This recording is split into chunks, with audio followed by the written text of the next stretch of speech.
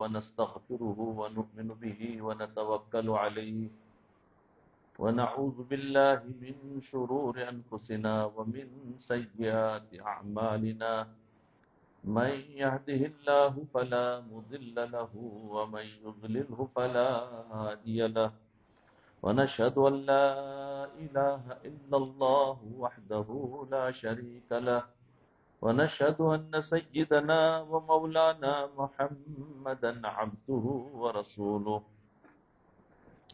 وصلى الله تعالى عليه وعلى آله وأصحابه وبارك وسلم تسليما كثيرا كثيرا أما بعد. عن مكحول الزدي رحمه الله تعالى قال سمعت ابن عمر رضي الله عنه يقول أن الرجل يستخير الله تبارك وتعالى فيختار له فيسخط على ربه عز وجل فلا يلبس أن ينظر في العاقبة فإذا هو خير له. آج کا عنوان ہے استخارہ کا مسنون طریقہ.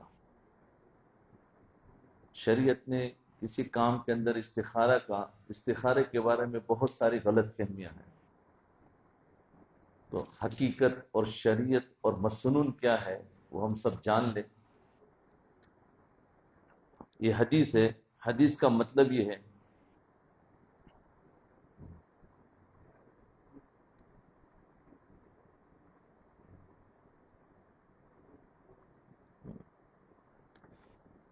حضرت عبداللہ بن عمر رضی اللہ عنہما کا ایک ارشاد ہے. فرماتے ہیں کہ بعض اوقات انسان اللہ تعالیٰ سے استخارہ کرتا ہے کہ جس کام میں میرے لیے خیر ہو وہ کام ہو جائے، تو اللہ تعالیٰ اس کے لیے وہ کام اختیار فرما دیتے ہیں جو اس کے حق میں بہتر ہوتا ہے، لیکن ظاہری اعتبار سے وہ کام اس بندے کی سمجھ میں نہیں آتا.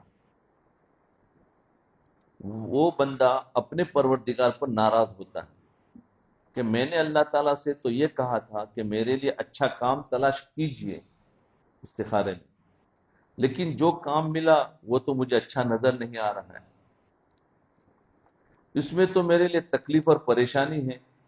لیکن کچھ عرصے کے بعد جب انجام سامنے آتا ہے تب اس کو پتہ چلتا ہے کہ حقیقت میں اللہ تعالیٰ نے میرے لیے جو فیصلہ کیا تھا وہی میرے حق میں بہتر تھا. کبھی کبھی انسان کو ایسی باتیں ہوتی ہے تو اللہ تعالیٰ پر بدگمانی ہو جاتی ہے.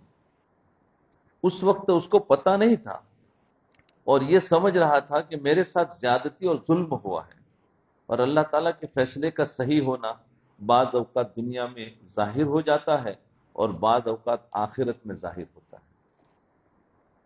اس روایت میں چند باتیں قابل ذکر ہیں. ہے ان کو سمجھ لینا چاہیے.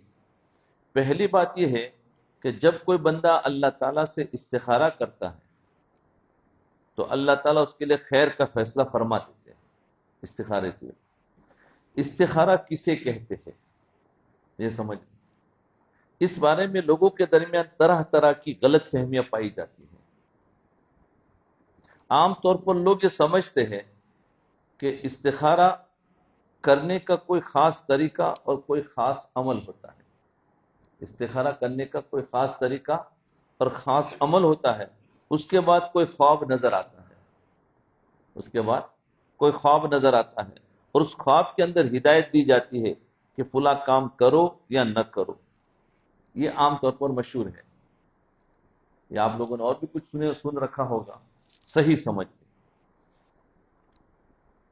خوب سمجھ لیں کہ حضور اقدس صلی اللہ علیہ وسلم سے استخارہ کا جو مسنون طریقہ ثابت ہے اس میں اس قسم کی کوئی بات موجود نہیں ہے.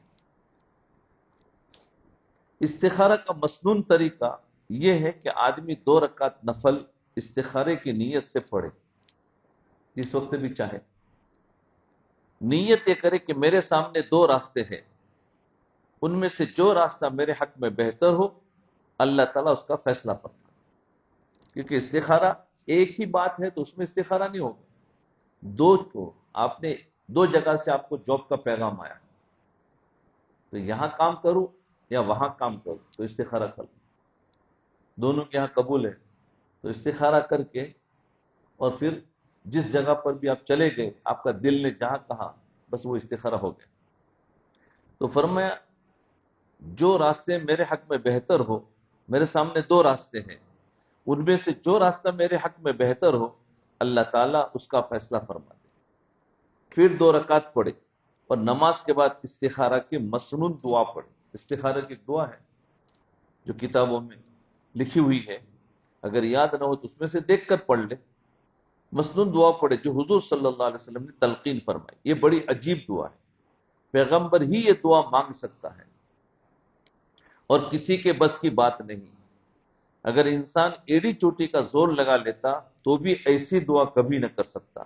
نبی کریم صلی اللہ علیہ وسلم نے تلقین فرمائی، وہ دعا یہ ہے: اللہم انی استخیرک بعلمک واستقدرک بقدرتک واسألک من فضلک العظیم فإنک تقدر ولا اقدر وتعلم ولا اعلم وانت علام الغیوب اللہم ان كنت تعلم ان هذا الامر خیر لی هذا الامر، یعنی اپنے دماغ میں اس وقت میں وہ جو کام ہے اس پر ہو، هذا الامر خیر لی فی دینی و معیشتی و عاقبت امری، او قال فی عاجل امری و آجلی فیسرہ لی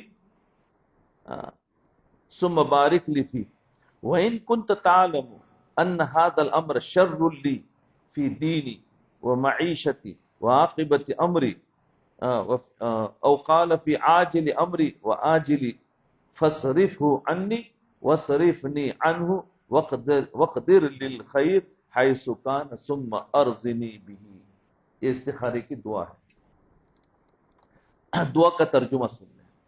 یا اللہ، میں آپ کے علم کا واسطہ دے کر آپ سے خیر طلب کرتا ہوں، آپ سے آپ کے علم کا واسطہ، اللہ تعالیٰ سب سے زیادہ جاننے والا ہے، بعلم کا، آپ کے علم کا واسطہ دے کر آپ سے خیر طلب کرتا ہوں، اور آپ کی قدرت کا واسطہ دے کر میں اچھائی پر قدرت طلب کرتا ہوں۔ آپ کی قدرت کا واسطہ دے کر اچھائی پر قدرت طلب کرتا ہوں۔ آپ غیب کے جاننے والے ہیں، آپ غیب کے جاننے والے ہیں، یہ اللہ آپ علم رکھتے ہیں، میں علم نہیں رکھتا۔ اللہ کے پاس سارا علم ہے، میرے پاس سارا علم نہیں ہے، یعنی یہ معاملہ میرے حق میں بہتر ہے یا نہیں، اس کا علم آپ کو ہے، مجھے نہیں، جو بھی کام کرنے جا رہے ہیں، اور آپ قدرت رکھتے ہیں اور میرے اندر قدرت نہیں ہے۔ یا اللہ، اگر آپ کے علم میں ہے کہ یہ معاملہ اس موقع پر اس معاملے کا تصور دل میں رکھے، ان ھذا الامر، جب یہاں پر پہنچے تو وہ جو معاملہ ہمیں ہے کہ یہ معاملہ اس کا دل میں تصور لائے، جس کے لیے استخارہ کر رہا ہے، فرمایا میرے حق میں بہتر ہے، میرے دین کے لیے بھی بہتر ہے، میری معاش اور دنیا کے اعتبار سے بھی بہتر ہے، اور انجام کار کے اعتبار سے بھی بہتر، ایک تو دین کے لیے بھی بہتر ہو، دنیا کے لیے بھی بہتر ہو، اور موت تک وہ بہتر ہو، اور آخرت کے لیے بھی بہتر ہو۔ تو فرمایا انجام کار کے اعتبار سے بہتر ہو تو اس کو میرے لیے مقدر فرما دیں، اور اس کو میرے لیے آسان فرما دیجئے، اور اس میں میرے لیے برکت پیدا فرما دیجئے۔ چاہے اردو میں پڑھیں گے تو بھی ہو جائے گی، یہ ترجمہ اس کا لکھا ہوتا ہے۔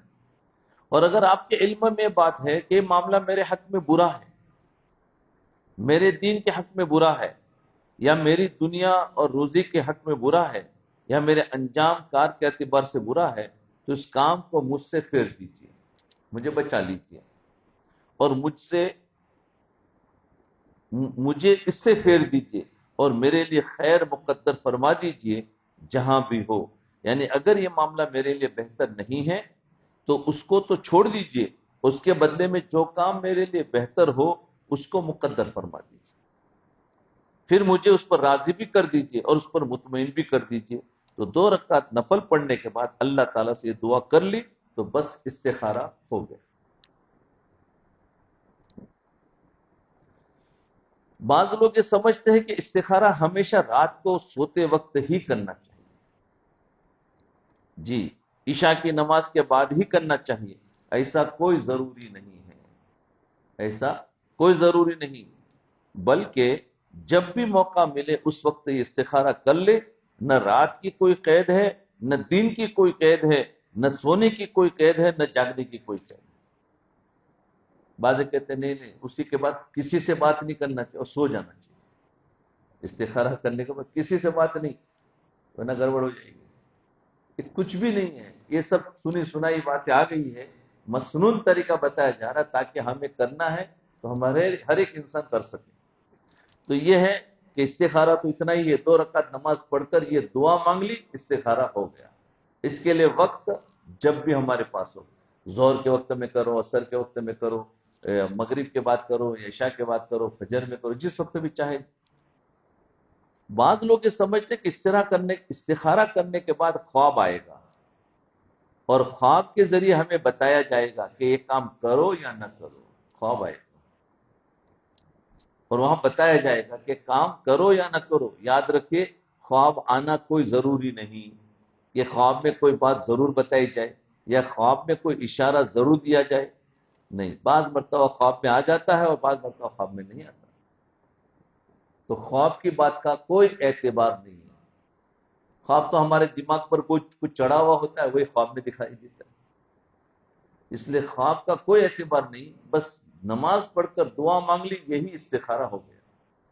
پھر چاہے سو یا نہ سو یا کام پہ چلے جاؤ، کام ہو گیا. پھر اس کے بعد جو کام پہ آپ چلے گئے، 2 کام میں سے آپ نے ایک کام کر لیا، بس یوں سمجھو کہ اللہ کی طرف سے اسی کی طرف اشارہ تھا. بعض حضرات کا کہنا یہ کہ استخارہ کرنے کے بعد خود انسان کے دل کا رجحان ایک طرف ہو جاتا ہے. بس جس طرف رجحان ہو جائے وہ کام کر لے، اور بکثرت ایسا رجحان ہو جاتا ہے. لیکن بالفرد اگر کسی ایک طرف دل میں رجحان نہ بھی ہو، اکثر تو ہو جاتا ہے کہ نماز پڑھنے کے بعد اللہ تعالیٰ دل میں ڈال دیتے بھائی اس کام کو کر لو، لیکن کبھی دل میں رجحان نہ ہو بلکہ دل میں کشمکش موجود ہو، تو بھی استخارہ کا مقصد پھر بھی حاصل ہے. سمجھے؟ اس لیے کہ بندے کے استخارہ کرنے کے بعد اللہ تعالیٰ وہی کرتے ہیں جو اس کے حق میں بہتر ہوتا ہے. یہ فائدہ ہے کہ استخارہ کرنے کے بعد اللہ تعالیٰ اس بندے کے لیے وہی کرتے ہیں جو بہتر ہوتا ہے. سبحان اللہ. استخارہ نہ کرے گا اور کرنے چلا گیا کسی کام میں، تو اس میں شاید ہو سکتا ہے اللہ کی مدد ہو نہ ہو، لیکن استخارہ کے بعد ضرور اس کی مدد ہوتی ہے. وہی ہوتا ہے جس میں بندے کے لیے خیر ہوتی ہے اور اس کو پہلے سے پتہ بھی نہیں ہوتا ہے. بعض اوقات انسان ایک راستے کو بہت اچھا سمجھ رہا ہوتا ہے، بعض اوقات انسان ایک راستے کو بہت اچھا سمجھ رہا ہوتا ہے، لیکن اچانک رکاوٹیں پیدا ہو جاتی ہیں اور اللہ تعالیٰ اس کو اس بندے سے پھیر دیتے. لہذا اللہ تعالیٰ استخارے کے بعد اسباب ایسے پیدا فرما دیتے ہیں کہ پھر وہی ہوتا ہے جس میں بندے کے لیے خیر ہوتی ہے. اب خیر کس میں ہے انسان کو پتہ نہیں ہوتا، لیکن اللہ تعالیٰ فیصلہ فرما دیتے ہیں. اب جب وہ کام ہو گیا تو اب ظاہر اعتبار سے بعض اوقات ایسا لگتا ہے کہ جو کام ہوا وہ اچھا نظر نہیں آ رہا. بعض مرتبہ استخارہ کرنے کے بعد کام کیا لیکن ظاہر اعتبار سے اس میں اچھائی نظر نہیں آ رہی ہوتی، دل کے مطابق نہیں ہے. تو اب بندہ اللہ تعالیٰ سے شکوہ کرتا ہے، یار استخارے کی تو ایسی فضیلتیں تھی، مجھے تو کچھ نہیں ملا. کہ یا اللہ میں نے آپ سے مشورہ اور استخارہ کیا تھا مگر کام وہ ہو گیا جو میری مرضی اور طبیعت کے خلاف ہے، اور بظاہر یہ کام اچھا معلوم نہیں ہو رہا ہے. اس پر حضرت عبداللہ بن عمر رضی اللہ عنہ فرما رہے ہیں کہ ارے نادان، تو اپنی محدود عقل سے سوچتا ہے، تو اپنی محدود عقل سے سوچتا ہے کہ یہ کام تیرے حق میں بہتر نہیں ہوا، لیکن جس کے علم میں ساری کائنات کا نظام ہے وہ جانتا ہے کہ تیرے حق میں کیا بہتر تھا اور کیا بہتر نہیں تھا. اس نے جو کیا وہی تیرے حق میں بہتر تھا. بعض اوقات دنیا میں تجھے پتہ چل جائے گا کہ تیرے حق میں کیا بہتر تھا، اور بعض اوقات پوری زندگی میں کبھی بھی پتہ نہیں چلے گا. جب آخرت میں پہنچے گا تب وہاں جا کر پتہ چلے گا کہ واقعتاً یہی میرے لیے بہتر تھا. اس لیے بعض مرتبہ ہمیں نظر کچھ اور آ رہا ہوتا ہے، ہم سمجھتے ہیں یار استخارہ صحیح نہیں ہوا. نہیں، استخارہ تو صحیح ہو گیا. اب ہمیں جو نظر آ رہا ہے وہ ہماری جو امید ہے، ہمارے دماغ میں جو پروگرام تھا کہ استخارے کے بعد بہت اچھا ہونا چاہیے کام، یعنی اس میں طبیعت کے خلاف نہیں ہونا چاہیے، ہم یہ مطلب سمجھتے ہیں. ایسا نہیں ہے. کام شروع کر دیا یہی استخارہ ہے، کبھی اس میں اپنی خواہش اور اپنی مرضی کے مطابق اچھا ہوگا اور کبھی اس میں برا نظر آ رہا ہوگا، لیکن وہی ہمارے لیے بہتر ہے. صبر کے ساتھ چلتے رہے. اس کی مثال یوں سمجھیں، جیسے ایک بچہ ہے جو ماں باپ کے سامنے مچل رہا ہے کہ فلاں چیز کھاؤں گا، اور ماں باپ جانتے ہیں کہ اس وقت بچے کا یہ چیز کھانا بچے کے لیے نقصان دہ ہے اور مہلک ہے. چنانچہ ماں باپ بچے کو وہ چیز نہیں دیتے.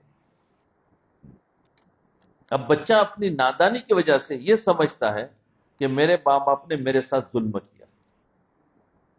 یعنی بچہ کوئی چیز مانگ رہا ہے اور ماں باپ نہیں دیتے کیونکہ وہ اس کے لیے مہلک ہے، تو بچہ کیا سمجھتا ہے کہ میرے لیے میرے پر ظلم ہو رہا ہے. میں جو چیز مانگ رہا تھا وہ چیز مجھے نہیں دی، اس کے بدلے مجھے کڑوی کڑوی دوا کھلا رہے ہیں. اب وہ بچہ اس دوا کو اپنے حق میں خیر نہیں سمجھ رہا، لیکن بڑا ہونے کے بعد جب اللہ تعالیٰ اس بچے کو عقل اور فہم عطا فرمائیں گے، اس کو سمجھ آئے گی، تو اس وقت اس کو پتا چلے گا کہ میں تو اپنے لیے موت مانگ رہا تھا. یعنی جو چیز اس کو پسند تھی یا دو دوا اس کو جو پسند تھی، اگر میں وہ کھاتا وہ میرے لیے موت تھی، اور یہ جو کڑوی کڑوی تھی یہی میرے لیے بہتر تھی. کہ اس کو سمجھ آئے گی کہ اس وقت اس کو پتا چلے گا کہ میں تو اپنے لیے موت مانگ رہا تھا اور میرے ماں باپ میرے لیے زندگی اور صحت کا راستہ تلاش کر رہے تھے. اللہ تعالیٰ تو اپنے بندوں پر ماں باپ سے بھی زیادہ مہربان ہے، اس لیے اللہ تعالیٰ وہ راستہ اختیار فرماتے ہیں جو انجام کار بندہ کے لیے بہتر ہوتا ہے. اب بعض اوقات اس کا بہتر ہونا دنیا میں پتہ چل جاتا ہے. یعنی شروع میں تو اس کے اوپر جو پریشانی آئی وہ سمجھا میرے لیے خیر نہیں ہے، لیکن آخر میں اس کے لیے راحت ملی تو سمجھتا ہے کہ یار واقعتاً اللہ تعالیٰ نے صحیح کام کیا. کبھی کبھی خیر ہو جاتی ہے، لیکن بعض مرتبہ اس کام کے اندر اس کو خیر نظر ہی نہیں آ رہی ہے. آخرت میں جائے گا تب پتہ چلے گا میرے لیے وہی بہتر تھا. حضرت موسیٰ علیہ السلام کا ایک واقعہ، میرے شیخ حضرت ڈاکٹر عبد الحی صاحب رحمت اللہ علیہ نے ایک مرتبہ ایک واقعہ سنا ہے. یہ واقعہ میں نے انہی سے سنا ہے، کہیں کتاب میں نظر سے نہیں گزرا، لیکن کتابوں میں کسی جگہ ضرور منقول ہوگا. وہ یہ ہے کہ جب موسیٰ علیہ السلام سے ہم کلام ہونے کے لیے، موسیٰ علیہ السلام اللہ تعالیٰ سے ہم کلام ہونے کے لیے کوہ طور پر تشریف لے جا رہے تھے، تو راستے میں ایک شخص نے حضرت موسیٰ علیہ السلام سے کہا کہ حضرت آپ اللہ تعالیٰ سے ہم کلام ہونے کے لیے تشریف لے جا رہے ہیں، بات کرنے کے لیے. آپ کو اللہ تعالیٰ سے ہم کلامی کا شرف حاصل ہوگا، اللہ سے بات کرنے کا شرف حاصل ہوگا. اپنی خواہشات اور اپنی تمنائیں، اپنی آرزویں اللہ تعالیٰ کے سامنے پیش کرنے کا اس سے زیادہ اچھا موقع اور کیا ہو سکتا ہے. اس لیے جب آپ وہاں پہنچے تو وہ شخص نے حضرت موسیٰ علیہ السلام سے کہا کہ جب آپ باری تعالیٰ سے بات ہی کر رہے ہیں تو میرا بھی ایک پیغام پہنچا دینا. فرمایا جب آپ وہاں پہنچے تو میرے حق میں بھی دعا کر دیجیے گا، کیونکہ میری زندگی میں مصیبتیں بہت ہیں اور میرے اوپر تکلیفوں کا ایک پہاڑ ٹوٹا ہوا ہے. میرے اوپر مصیبتیں بہت ہیں اور تکلیفوں کا ایک پہاڑ ٹوٹا ہوا ہے، فقر و فاقہ کا عالم ہے اور طرح طرح کی پریشانیوں میں گرفتار ہوں. اس آدمی نے موسیٰ علیہ السلام سے کہا میرے لیے اللہ تعالیٰ سے دعا کیجئے گا، جب جا رہے ہیں تو دعا بھی کر لیجئے گا کہ اللہ تعالیٰ مجھے راحت اور عافیت عطا فرما دے. حضرت موسیٰ علیہ السلام نے وعدہ کر لیا کہ اچھی بات ہے، میں تمہارے لیے دعا کر دوں گا. جب کوہ طور پر پہنچے تو اللہ تعالیٰ سے ہم کلامی ہوئی. ہم کلامی کے بعد آپ کو وہ شخص یاد آیا جس نے دعا کے لیے کہا تھا، آپ نے دعا کی یا اللہ آپ کا ایک بندہ ہے جو فلاں جگہ پر رہتا ہے، اس کا یہ نام ہے، اس نے مجھ سے کہا تھا کہ جب میں آپ کے سامنے حاضر ہوں تو اس کی پریشانی پیش کر دوں. یا اللہ وہ بھی آپ کا بندہ ہے، آپ اپنی رحمت سے اس کو راحت عطا فرما دیجیے تاکہ وہ آرام اور عافیت میں آ جائے اور اس کی مصیبتیں دور ہو جائے اور اس کو بھی اپنی نعمت عطا فرما دے۔ یہ انہوں نے دعا کر دی۔ اللہ تعالیٰ نے پوچھا کہ موسیٰ اس کو تھوڑی نعمت دوں یا زیادہ دوں، اس کو تھوڑی دوں یا زیادہ دوں؟ حضرت موسیٰ علیہ السلام نے سوچا کہ جب اللہ تعالیٰ سے مانگ رہے ہیں تو تھوڑی کیوں مانگے، اس لیے انہوں نے اللہ تعالیٰ سے فرمایا کہ اللہ جب نعمت دینی ہے تو زیادہ ہی دے دیجیے۔ اللہ تعالیٰ نے فرمایا جاؤ، ہم نے اس کو زیادہ دے دی۔ حضرت موسیٰ علیہ السلام مطمئن ہو گئے۔ اس کے بعد کوہ طور پر جتنے دن قیام کرنا تھا قیام کیا۔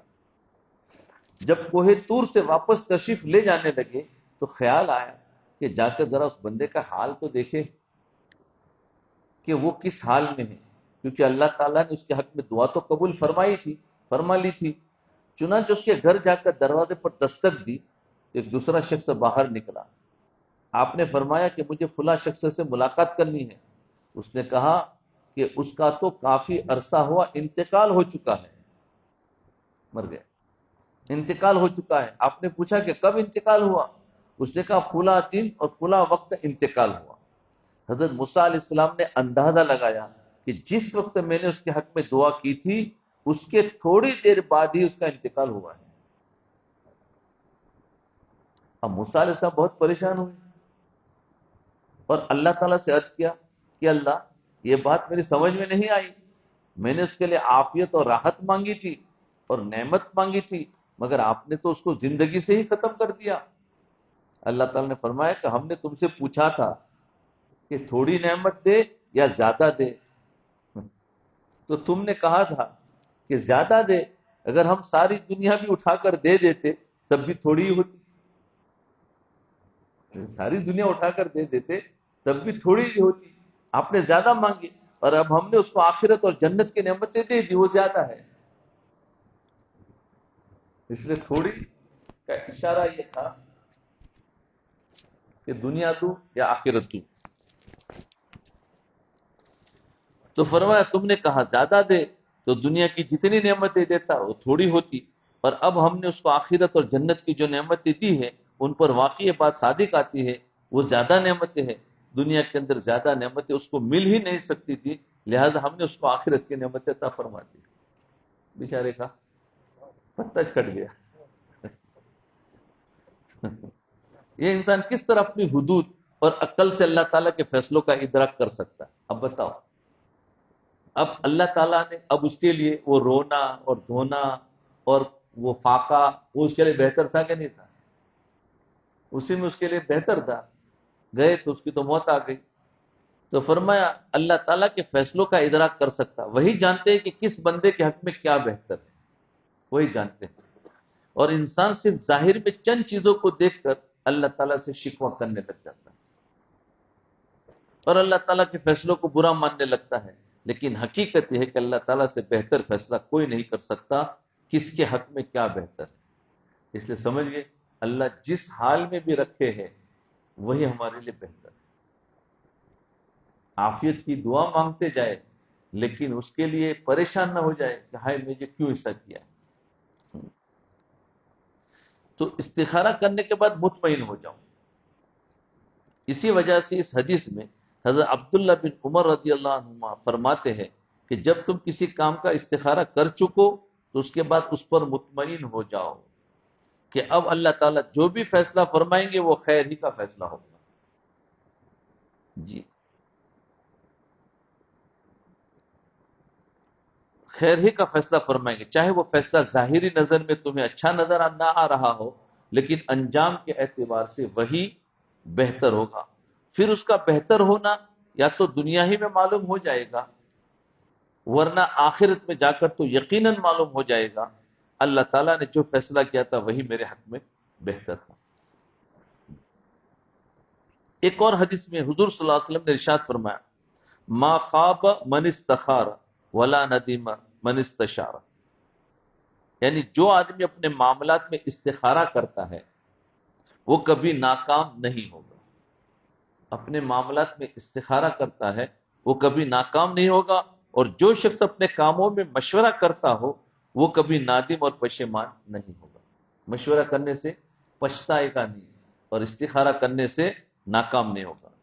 میں نے یہ کام کیوں کر لیا یا میں نے یہ کام کیوں نہیں کیا، اس لیے کہ جو کام کیا وہ مشورے کے بعد کیا، اور اگر نہیں کیا تو مشورے کے بعد نہیں کیا، اس وجہ سے وہ نادم نہیں ہوگا۔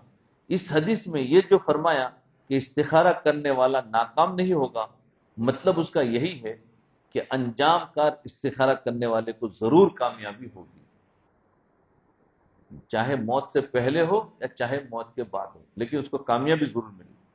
چاہے کسی موقع پر اس کے دل میں خیال بھی آ جائے کہ جو کام ہوا وہ اچھا نہیں ہوا، لیکن اس خیال کے آنے کے باوجود کامیابی اس شخص کو ہوگی جو اللہ تعالیٰ سے استخارہ کرتا ہے۔ اور جو شخص مشورہ کر کے کام کرے گا وہ پچھتائے گا نہیں۔ مشورہ ہمیشہ کرنا چاہیے، اولاد ہے تو ماں باپ سے مشورہ کرے، یا پھر کوئی کام کرنا ہے کاروبار کا ہے تو اس کے اچھے نیک لوگ ہوتے ہیں کاروبار، ان سے مشورہ کرے، تو یہ مشورہ کرنے سے بہت فائدہ ہوتا ہے۔ تو فرمایا جو استخارہ کرتا ہے، جو مشورہ کر کے کام کرے گا وہ پچھتائے گا نہیں، اس لیے کہ بالفرض اگر وہ کام خراب بھی ہو گیا تو اس کے دل میں اس بات کی تسلی موجود ہوگی کہ میں نے کام اپنی خود رائے سے اور اپنے بل بوتے پر نہیں کیا تھا، بلکہ اپنے دوستوں سے اور بڑوں سے مشورے کے بعد یہ کام کیا تھا۔ دوستوں سے بڑوں سے مشورے کے بعد کام کیا تو اس میں نہیں پچھتا تھا۔ اب آگے اللہ تعالیٰ کے حوالے ہے کہ وہ جیسا چاہے فیصلہ فرماتے، اس لیے اس حدیث میں دو باتوں کا مشورہ دیا ہے کہ جب بھی کسی کام میں کشمکش ہو تو وہ کام کر لیا کرو، ایک استخارہ اور دوسرے استشارہ یعنی مشورہ کرو۔ یا تو استخارہ کر کے کام لو یا تو پھر کسی سے مشورہ کر کے کام لو، دونوں میں سے کوئی بھی ایک کرو گے کامیاب ہو جاؤ۔ بعض مرتبہ انسان استخارہ نہیں کرتا تو کسی سے مشورہ لے، اور جس سے مشورہ لیا اس نے کہا کہ بس تم ایک کام کرتے، اب اس نے جہاں کہا ہے وہ کام کر دو کہ کامیاب ہے، تو یہ مشورہ ہو گیا۔ دونوں کرے یا دونوں میں سے ایک کرے، سمجھے نا؟ تو اس لیے فرمایا یا تو استخارہ کرو یا تو مشورہ کرو۔ اس لیے ہمیں دعوت و تبلیغ کے کام سے مشورہ سیکھنا سکھایا گیا ہے کہ ہر کام میں مشورہ کرو، لیکن ہم صرف مشورہ اجتماعی کام میں کرتے تھے اور گھروں پہ آ کر کسی سے مشورہ نہیں، اپنی انفرادی زندگی گزار رہے۔ نہیں، مشورہ کر کے جتنا کام کریں گے اس میں کامیاب ہوگی۔ یہ نوجوان اپنی مرضی سے چلتے ہیں، اب ان کو کوئی پڑھائی زیادہ کرنی ہے تو کون سی پڑھائی کروں، اس کے دل میں دو تین سبجیکٹ آتے ہیں کہ یہ کروں کہ وہ کروں، تو اس کی لائن کے جو ماہرین ہوتے ہیں ان سے پوچھ کر کہے کہ بھائی یہ کر لو، تو پھر وہ اس کا مشورہ ہو گیا، اس میں کامیابی ہے۔ یا تو استخارہ کر کے کسی ایک کو پکڑ لے، اس میں بھی کامیابی ہے۔ اوپر استخارہ کا جو مسنون طریقہ عرض کیا، یہ تو اس وقت ہے جب آدمی کو استخارہ کرنے کی مہلت اور موقع ہو، اور اس وقت تو 2 رکعت پڑھ کر مسنون دعا پڑھے۔ لیکن بسا اوقات انسان کو اتنی جلدی فیصلہ کرنا پڑتا ہے کہ کسی میٹنگ میں بیٹھے اور فیصلہ کرنا ہے، اب وہاں سے اٹھ کر 2 رکعت پڑھوں، پھر وہ دعا نکالوں اور پڑھوں، اتنا تو ٹائم نہیں ہے، اور وہیں کہ وہیں فیصلہ کرنا ہے، تو کیا کرے؟ اس کا بھی راستہ بتا دیتے ہیں۔ تو فرمایا اتنی جلدی فیصلہ کرنا پڑتا ہے کہ اس کی پوری 2 رکعت پڑھ کر دعا کرنے کا موقع ہی نہیں ہوتا، اس لیے کہ اچانک کوئی کام سامنے آ گیا اور فوراً اس کے کرنے یا نہ کرنے کا فیصلہ کرنا ہے۔ اس موقع کے لیے خود نبی کریم صلی اللہ علیہ وسلم نے ایک دعا تلقین فرمائی ہے، وہ ہے اللہم خر لی واختر لی، اللہم خر لی واختر لی، یہ اللہ میرے لیے آپ پسند فرما دیجئے کہ مجھے کون سا راستہ اختیار کرنا ہے چاہیے، بس یہ دعا پڑھ لے۔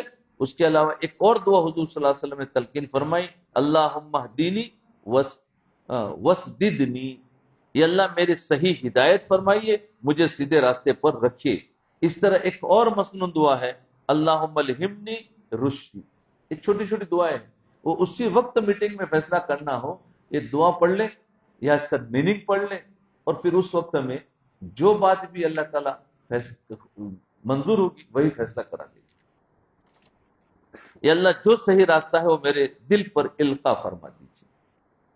ان دعاؤں میں سے جو دعا یاد آ جائے اس کو اسی وقت پڑھ لے۔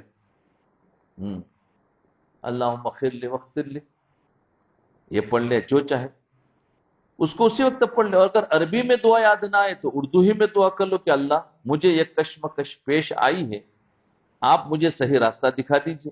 اگر زبان سے نہ کہے تو اس کو دل ہی دل میں اللہ تعالیٰ سے کہہ دو، دل ہی دل میں کہہ کر فیصلہ کرو کہ اللہ یہ مشکل اور یہ پریشانی پیش آ گئی ہے، اب صحیح راستہ دل میں ڈال دیجئے، جو راستہ آپ کی رضا کے مطابق ہو اور جس میں میرے لیے خیر ہو۔ اس کو کہتے ہیں استخارہ اسپیڈ والا، وہی وقت پر ہی فیصلہ کرنا۔ اور ایک استخارہ پہلے سے سوچا ہے، ابھی اس کا وقت آئے گا تو چلو کر لو۔ میں نے اپنے والد ماجد مفتی اعظم پاکستان حضرت مولانا مفتی محمد شفیع صاحب رحمۃ اللہ علیہ کو، مفتی اعظم کو ساری عمر یہ عمل کرتے ہوئے دیکھا کہ جب کبھی کوئی ایسا معاملہ پیش آتا جس میں فوراً فیصلہ کرنا ہوتا کہ یہ دو راستے ہیں، ان میں سے ایک راستے کو اختیار کرنا ہے، تو آپ اس وقت چند لمحوں کے لیے آنکھ بند کر لیتے۔ اب جو شخص آپ کی عادت سے واقف نہیں، اس کو معلوم ہی نہیں ہوتا کہ آنکھ بند کر کے کیا کام ہو رہا ہے، لیکن حقیقت میں وہ آنکھ بند کر کے ذرا سی دیر میں اللہ تعالیٰ کی طرف رجوع کر لیتے ہیں، اور دل ہی دل میں اللہ تعالیٰ سے دعا کر لیتے کہ اللہ میرے سامنے یہ کشمکش کی بات پیش آ گئی، میرے سمجھ میں نہیں آ رہا ہے کہ کیا فیصلہ کروں، آپ میرے دل میں وہ بات ڈال دیجئے جو آپ کے نزدیک بہتر ہو۔ بس دل ہی دل میں یہ چھوٹا سا اور مختصر سا استخارہ، ایک چھوٹا استخارہ۔ تو حضرت ڈاکٹر عبد الحی صاحب رحمۃ اللہ علیہ فرمایا کرتے تھے کہ جو شخص ہر کام کرنے سے پہلے اللہ تعالیٰ کی طرف رجوع کر لے تو اللہ تعالیٰ ضرور اس کی مدد فرماتے ہیں، اس لیے کہ تمہیں اس کا اندازہ نہیں کہ تم نے ایک لمحے کے اندر کیا سے کیا کر لیا۔ تو یہ ہے اللہ کی طرف متوجہ ہونا، یعنی اس ایک لمحے کے اندر تم نے اللہ تعالیٰ سے رشتہ جوڑ لیا، اللہ تعالیٰ کے ساتھ اپنا تعلق قائم کر لیا، اللہ تعالیٰ سے خیر مانگ لی اور اپنے لیے صحیح راستہ طلب کر لیا۔ اس کا نتیجہ ہوا کہ ایک طرف تمہیں صحیح راستہ مل گیا اور دوسری طرف اللہ تعالیٰ کے ساتھ تعلق قائم ہو گیا، اجر بھی مل گیا، دعا کرنے کا بھی اجر و ثواب مل گیا، کیونکہ اللہ تعالیٰ اس بات کو بہت پسند فرماتے ہیں کہ بندہ ایسے مواقع پر مجھ سے رجوع کرے، تو اللہ سے تعلق ہو گیا نا۔ اگر بندہ نہ کرتا تو اللہ سے تعلق بھی نہ ہوتا، اجر بھی نہ ملتا۔ اس لیے انسان کو اللہ تعالیٰ کی طرف رجوع کرنے کی عادت ڈالنی چاہیے۔ صبح سے لے کر شام تک نہ جانے کتنے واقعات ایسے پیش آتے ہیں جس میں آدمی کو کوئی فیصلہ کرنا پڑتا ہے کہ یہ کام کروں یا نہ کروں۔ اس وقت فوراً ایک لمحے کے لیے اللہ تعالیٰ سے رجوع کر لو، یا اللہ میرے دل میں وہ بات ڈال دیجیے جو آپ کی رضا کے مطابق ہو، اتنا کہہ کر وہ کام کر لو۔ حکیم الامت حضرت مولانا اشرف علی صاحب تھانوی رحمۃ اللہ علیہ فرمایا کرتے تھے کہ کبھی اس سے تخلف نہیں ہوتا کہ جب بھی کوئی شخص آ کر کہتا ہے کہ حضرت ایک بات پوچھنی ہے، تو میں اس وقت فوراً اللہ تعالیٰ کی طرف رجوع کرتا ہوں کہ معلوم نہیں ہے کیا بات پوچھے گا، کہ پوچھنی ہے، یا اللہ یہ شخص جو سوال کرنے والا ہے اس کا صحیح جواب میرے دل میں ڈال دیجیے۔ میں فوراً پوچھنے سے پہلے ہی اسی سیکنڈ میں اللہ تعالیٰ سے رجوع کر لیتا ہوں کہ یہ جو پوچھنے والا اس کا صحیح جواب ڈال دیجیے۔ کبھی بھی اس رجوع کرنے کو ترک نہیں کرتا، یہ ہے اللہ تعالیٰ کے ساتھ تعلق۔ لہذا جب بھی کوئی بات پیش آئے فوراً اللہ تعالیٰ کی طرف رجوع کر لو۔ ہمارے حضرت ڈاکٹر عبد الحی صاحب رحمۃ اللہ علیہ فرمایا کرتے تھے کہ بھائی اپنے اللہ میاں سے باتیں کیا کرو، اپنے اللہ میاں سے باتیں کیا کرو کہ جہاں کوئی واقعہ پیش آئے اس میں فوراً اللہ تعالیٰ سے مدد مانگ لو، اللہ تعالیٰ سے رجوع کر لو، اس میں اللہ تعالیٰ سے ہدایت طلب کر لو، اور اپنی زندگی میں اس کام کی عادت ڈال لو، اپنی زندگی میں اس کام کی عادت ڈال لو۔ رفتہ رفتہ یہ چیز اللہ تعالیٰ کے ساتھ تعلق کو مضبوط کر دیتی، بہت سارے فائدے اس میں، اور یہ تعلق اتنا مضبوط ہو جاتا ہے کہ پھر ہر وقت اللہ تعالیٰ کا دھیان دل میں رہتا ہے۔ ہمارے حضرت فرمایا کرتے تھے کہ کہاں کروں گے وہ مجاہدات اور ریاضتیں جو پچھلے صوفیاء کرام اولیاء کرام کر کے چلے، اب اتنے بڑے بڑے مجاہدات ہم کہاں کریں گے، لیکن میں تمہیں ایسے چٹکلے بتا دیتا ہوں، آسان کام بتا دیتا ہوں، بڑے بڑے مجاہدہ کرنے کی ضرورت نہیں ہے۔ فرمایا میں ایسے چٹکلے بتا دیتا ہوں کہ تم ان پر عمل کر لو گے تو انشاءاللہ جو مقصود اصلی ہے یعنی اللہ تعالیٰ کے ساتھ تعلق کا قائم ہو جانا، وہ انشاءاللہ اسی طرح حاصل ہو جائے گا. بڑے بڑے مجاہدے کرنے کی ضرورت نہیں ہے. اللہ تعالیٰ ہم سب کو ان پر عمل کرنے کی توفیق عطا فرمائے. تو فرمایا وہ ڈاکٹر عبدالحی صاحب بہت آسان باتیں فرماتے تھے، بڑے بڑے مجاہدہ نہیں کرواتے. دوسرا عنوان ہے احسان کا بدلہ احسان. جی، ایک حدیث ہے، حضرت جابر بن عبداللہ رضی اللہ عنہ فرماتے ہیں کہ نبی کریم صلی اللہ علیہ وسلم نے ارشاد فرمایا، جس شخص کے ساتھ کوئی نیکی کی جائے اور اس کے پاس نیکی کا بدلہ دینے کے لیے کوئی چیز موجود ہو تو اس کو چاہیے کہ اس نیکی کا بدلہ دے دے. جس شخص کے ساتھ کوئی نیکی کی جائے اور اس کے پاس نیکی کا بدلہ دینے کے لیے کوئی چیز موجود ہو تو اس کو چاہیے کہ اس نیکی کا بدلہ دے، اور اگر اس کے پاس کوئی چیز نہ ہو جس سے وہ نیکی کا بدلہ دے سکے تو کم از کم یہ کرے کہ جو نیکی اس کے ساتھ کی گئی ہے اس کا تذکرہ کر کے اس کی تعریف کرے. تو تعریف کرنا بھی اس کا بدلہ ہے کہ فلاں نے میرے ساتھ یہ احسان اور نیکی کی ہے، اس لیے کہ جس شخص نے اس کی تعریف کر دی تو گویا کہ اس نے اس کا شکریہ ادا کر دیا. تعریف کر لی تو اس کا شکریہ ادا ہو گیا. اور اگر اس شخص نے اس نیکی اور احسان کو چھپا کر رکھا تو اس نے اس کی ناشکری کی. چھپا کے رکھا تو اس نے اس کی ناشکری کی، اور اگر اس کی تعریف کر دی، دعا دے دی تو اس کا شکر ادا ہو گیا. جو شخص اس چیز سے آراستہ ہو جو اس کو نہیں دی گئی تو اس نے گویا جھوٹ کے دو کپڑے پہنے. یہ حدیث کا ترجمہ تھا. حضور صلی اللہ علیہ وسلم نے اس حدیث میں دو باتوں کی تعلیم دی ہے.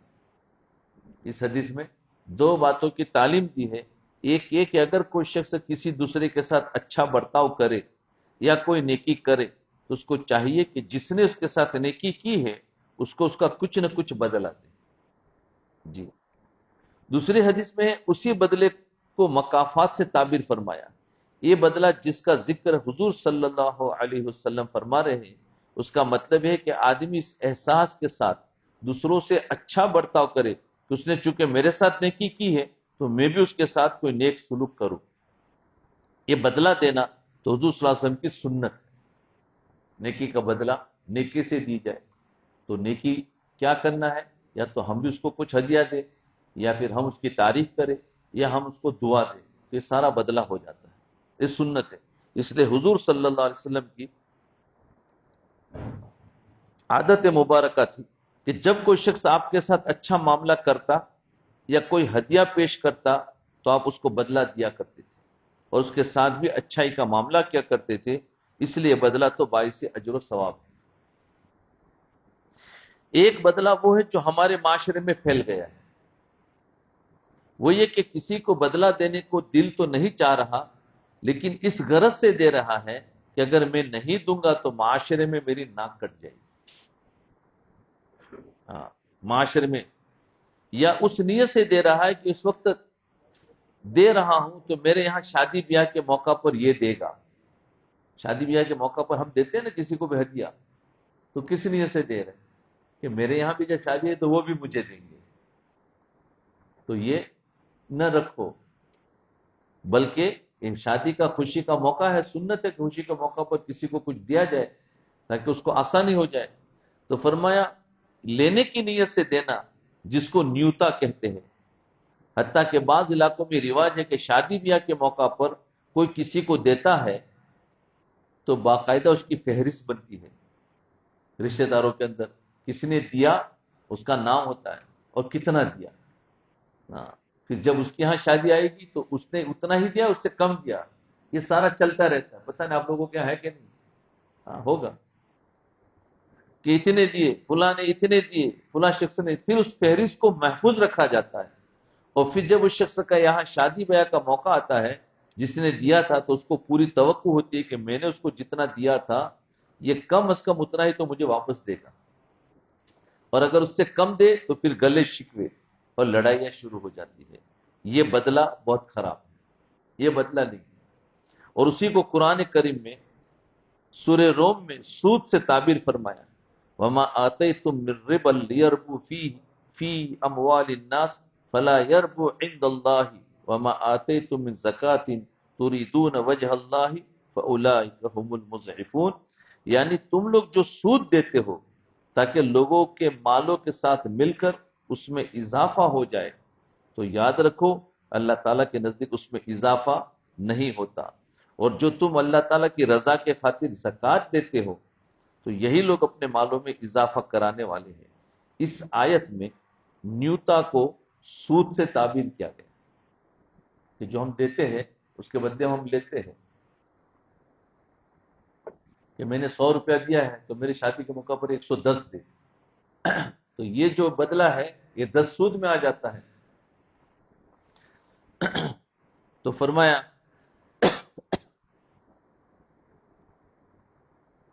اب میرے ذمہ فرض ہے کہ میں بھی اس کو ضرور دوں، اگر میں نہیں دوں گا تو معاشرے میں میری ناک کٹ جائے گی اور یہ مجھے مکروہ سمجھے گا، یہ دینا گناہ میں داخل ہے، اس میں بھی کبھی مبتلا نہیں ہونا چاہیے، اس میں نہ دنیا کا کوئی فائدہ ہے نہ ہی آخرت کا کوئی فائدہ۔ لیکن ایک وہ بدلہ ہے جس کی تلقین حضور صلی اللہ علیہ وسلم نے فرمائی، یعنی دینے والے کے دل میں خیال پیدا نہ ہو کہ جو میں دے رہا ہوں اس کا بدلہ مجھے ملے گا۔ دیکھو شادی بیاہ میں ہم جو دے رہے ہیں اگر اس نیت سے دے رہے ہیں کہ اس کا بدلہ مجھے ملے گا تو یہ منع ہے، گناہ ہے۔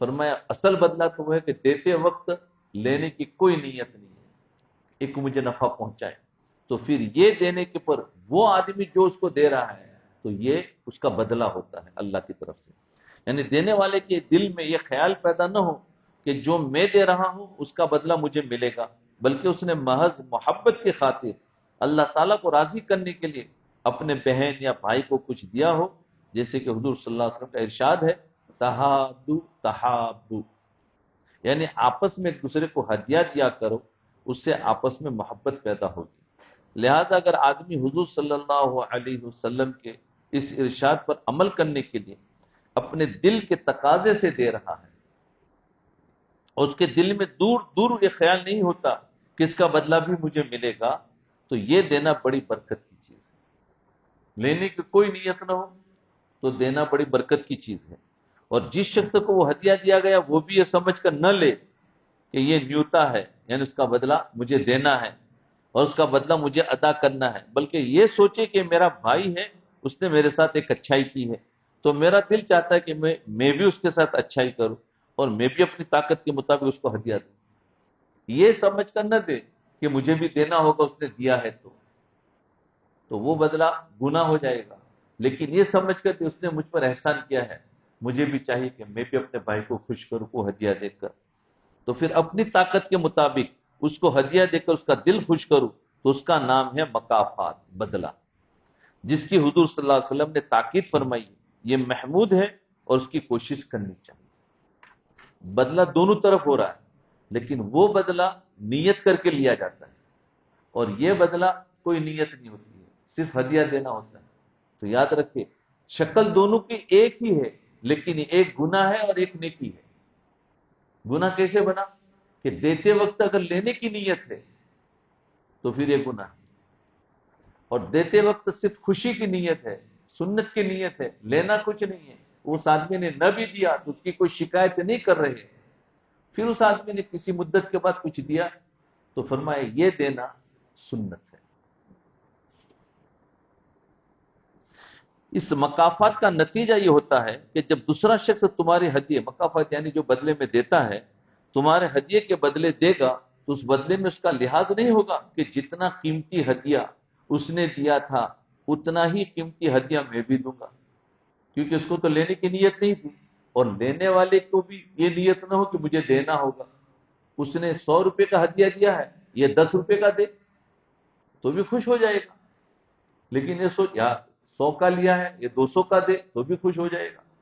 تو یہ ہے کہ ضروری نہیں ہے کہ کتنا قیمتی ہدیہ میں بھی دوں، بلکہ مکافات کرنے والا یہ سوچے گا کہ اس نے اپنی طاقت کے مطابق بدلہ دیا تھا، میں اپنی طاقت کے مطابق بدلہ دوں گا۔ مثلا کسی نے آپ کو بہت قیمتی تحفہ ہدیہ دیا، اب آپ کی طاقت قیمتی تحفہ دینے کی نہیں ہے تو آپ چھوٹا اور معمولی تحفہ دیتے وقت شرمائے نہیں، شرمانا نہیں چاہیے کہ اب میں کیسے دوں، اس لیے کہ اس کا مقصد بھی آپ کا دل خوش کرنا تھا نا، اور آپ کا مقصد بھی اس کا دل خوش کرنا ہے، اور دل چھوٹی چیز سے بھی خوش ہو جاتا ہے۔ اس لیے یہ نہ سوچے کہ جتنا قیمتی تحفہ اس نے مجھے دیا تھا میں بھی اتنا ہی قیمتی تحفہ اس کو دوں، اور ہمارے پاس طاقت نہیں ہے تو تھوڑا سا بھی دو، تو اس کو کہتے ہیں اخلاص۔ اور اگر انتظار کرتے نہیں میں تو بڑا دوں گا، تو پھر یہ تو کیا ہوا کہ اس نے دیا ہے تو ہم بھی اتنا بڑا دیں، تو اس میں اخلاص کم ہوتا ہے۔ پھر بعض مرتبہ وہ بڑا تحفہ دینے کے لیے اس مقصد کے لیے مجھے قرض بھی لینا پڑ جائے تو میں قرض لوں گا، چاہے رشوت لینی پڑے یا اس کے لیے مجھے ناجائز ذرائع سے آمدنی اختیار کرنی پڑے، ہرگز نہیں، بلکہ جتنی طاقت ہو اس کے مطابق تحفہ دے، اور بڑا تحفہ دینے کے لیے ہمارے پاس طاقت نہیں ہے تو قرضہ لے کر نہ دے، ہاں، یا رشوت لے کر نہ دے، بلکہ جو طاقت ہے وہ دے، اور نہیں بھی دو گے تو بھی چلے گا، تو ضروری نہیں ہے، ہماری عادت نہیں ہے دینا ہی چاہیے، مت دو تو بھی چلے گا، اور دینا ہے تو اپنی طاقت کے مطابق۔ ایک حدیث میں یہاں تک فرمایا گیا اگر تمہارے پاس ہدیہ کا بدلہ دینے کے لیے کچھ نہیں ہے، ایسا غریب انسان ہے، تو پھر اس کا بدلہ کا ایک طریقہ یہ بھی ہے کہ تم اس کی تعریف کرو، ماشاءاللہ فلاں بندہ بہت اچھا ہے، تعریف کرو، یہ بدلہ ہو گیا، اور لوگوں کو بتاؤ کہ میرے بھائی نے میرے ساتھ اچھا سلوک کیا، مجھے وقت پر کام آ گیا، ادھر کام کیا، یہ کام کیا، بتاؤ، اور مجھے